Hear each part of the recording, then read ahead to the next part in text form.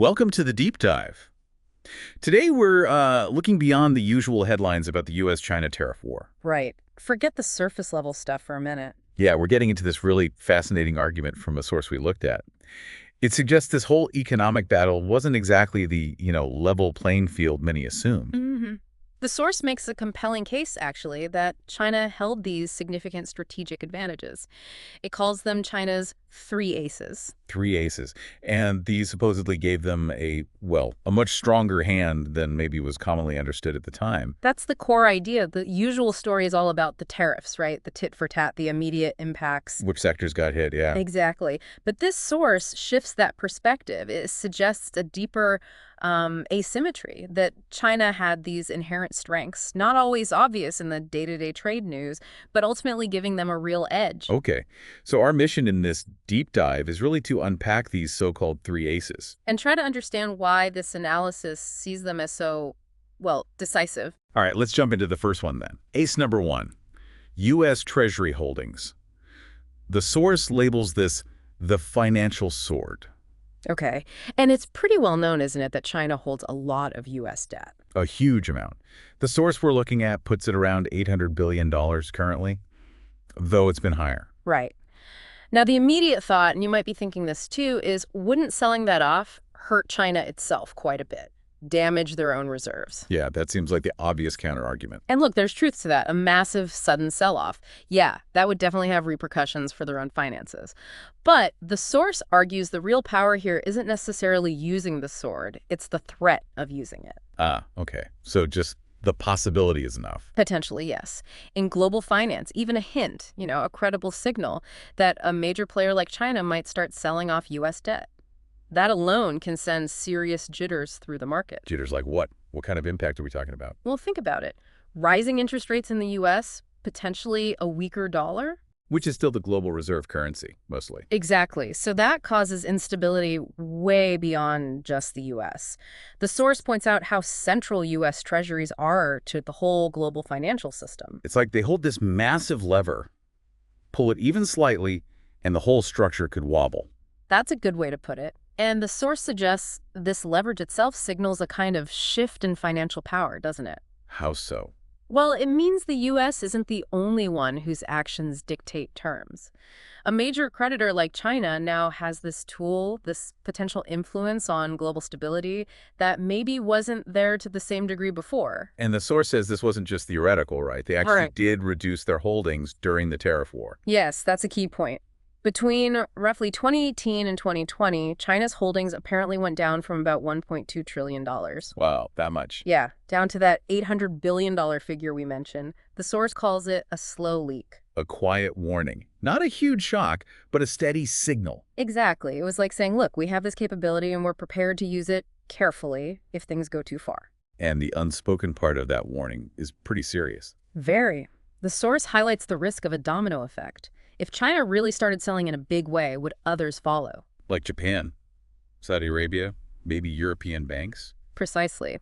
Other big holders might get nervous and start selling too, potentially turning a controlled leak into a flood, a real financial crisis. So it's kind of like a financial version of deterrence.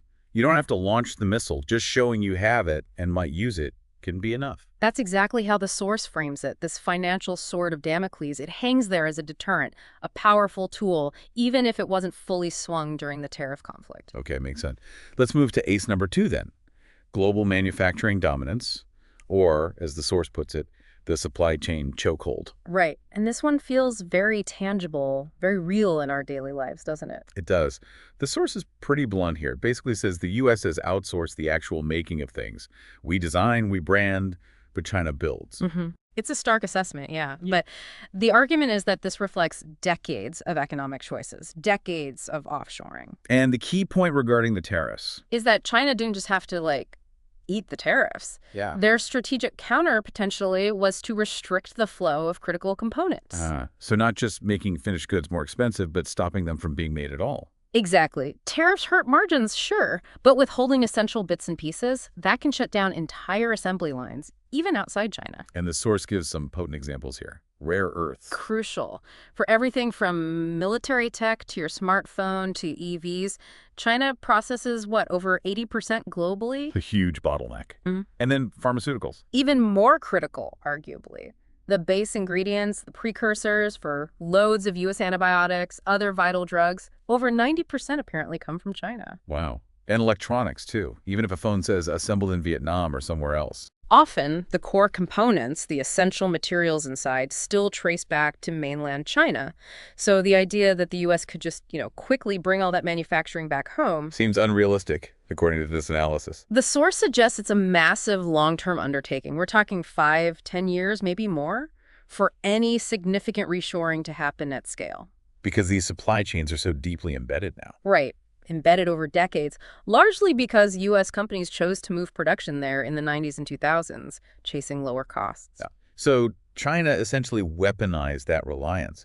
It wasn't just about trade balances. It was about controlling critical inputs. That's the argument, squeezing the supply chain itself. And the vulnerabilities this creates, they go beyond just economics, right? Yeah, the source implies pretty serious strategic risks. National security if your military tech relies on their rare earths. Or public health, if your medicine supply depends on their precursors. It gives China leverage in really sensitive areas. Okay, heavy stuff. Let's turn to the third ace, BRICS and parallel economic infrastructure. The source calls this the backup plan. Yeah, and this one feels different, less about immediate tactics in the tariff fight. And more about a long game, building alternatives. Exactly. While the U.S. might have been focused on the tariff headlines, this analysis argues China was busy building, well, an alternative economic world order, or at least the foundations for one. What are the key pieces of this backup plan? The source points to a few big ones. There's the Belt and Road Initiative, massive infrastructure projects linking China across Asia, Africa, Europe. We hear a lot about that one. Then there's the BRICS group, Brazil, Russia, India, China, South Africa, trying act as a counterweight to the G7 economies. There's the Asian Infrastructure Investment Bank, the AIIB, positioned as a rival to the World Bank, and also China setting up currency swap agreements with lots of different countries. But putting all that together, the goal is what? Less reliance on the U.S. dollar. That seems to be a major part of it, yes. Fostering a more multipolar economic system where the U.S. isn't the only game in town. And the source really zeroes in on the Petroleum idea. China pushing for oil producers to accept Chinese currency for oil. Right, because that strikes at the heart of dollar dominance. Why is that so critical? Well, a huge reason countries hold dollar reserves is because oil, globally, is priced and created in dollars. If major producers, the source, mentions Iran, Russia, maybe eventually Saudi Arabia, start accepting yuan, then the need for other countries to hold massive dollar reserves might decrease. Exactly. It could start to erode that fundamental pillar supporting the dollar's global status. The source suggests the implications of that kind of de-dollarization could be. Well, he uses the phrase empire shaking. Okay, that's a strong claim. But the underlying idea is that building this parallel system gives China options. Options, resilience, escape hatches, as the source puts it. If the U.S.-centric system becomes hostile or unreliable for them, they're building another way to operate, like having your own network of roads. So you're not stuck if the main highway gets blocked. A good analogy. This fully built parallel economic system, or one that's ready to launch, provides strategic depth. Something the U.S. may be too focused on the tariffs themselves, underestimated. Now, the source does talk about America's response. Yeah.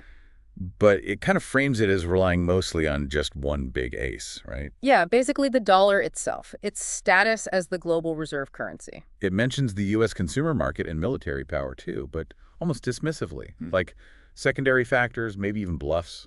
That's the tone somewhat. The main argument is that even this primary U.S. ace, the dollar, is weakening. Okay, how so? What evidence does the source offer for that? It points to a few things. One is just the sheer scale of U.S. national debt, over $30 trillion. Which he's growing. Right. Then there's the use of quantitative easing, basically creating more money to manage liabilities. Plus, it brings up affordability challenges for ordinary Americans, housing, healthcare costs like insulin. Things that put internal pressure on the system. Exactly. And it even nods towards the costs and complexities of U.S. military engagements, proxy wars, and the like. So the overall picture is A powerful advantage, the dollar, Mm. but one facing significant headwinds. Headwinds, vulnerabilities. And the source argues China was strategically aware of these and played a longer game, developing those alternative pathways we discussed. While the U.S. was maybe relying too heavily on an advantage that isn't quite as dominant as it used to be, overplaying its hand, maybe? That seems to be the implication. And the source even projects forward, suggesting that by 2025, we could see things like Saudi Arabia doing more trade within the BRICS framework, maybe an acceleration of de-dollarization. In China emerging in a relatively stronger position globally. Yeah, from this perspective, the tariff war wasn't just a trade spat, it was a kind of stress test. Which China, according to this analysis, passed partly because it had these underlying advantages. So wrapping this up, this deep dive really suggests the U.S.-China tariff war was much more complex than just back-and-forth tariffs. Right. This analysis paints a picture where China came to the table with these three aces. The financial leverage from treasury holdings. The chokehold potential in critical manufacturing supply chains. And that long-term strategy of building a parallel economic system. The BRICS connection, the Belt and Road. And the key takeaway, really, from this source's viewpoint, isn't that China won't some direct tariff fight. It's that they had these strategic options, these escape hatches. Alternatives and leverage that maybe the U.S. didn't have to the same degree or didn't fully appreciate. Precisely. It highlights the importance of, well, strategic depth versus relying too heavily on one main, even if historically powerful, advantage. So the final thought this leaves us with as we consider this particular analysis, Yep. It's about these potentially huge but quiet shifts happening globally. Yeah. If this view is accurate, we might be seeing this gradual reorientation, a move away from just one single dominant economic power. Which definitely gives you something to think about. What are the real long-term implications if the whole global order is slowly, quietly reshaping itself? Let's face it, most farmers or gardeners do not have the time for marketing, but here is the way to bring your products directly to the people. Introducing Drake Stone Milling, the company that helps farmers, ranchers, and producers get their products and goods to clients. You receive 25% of revenue from your product being sold. We deliver. You get paid. This is the future of agribusiness.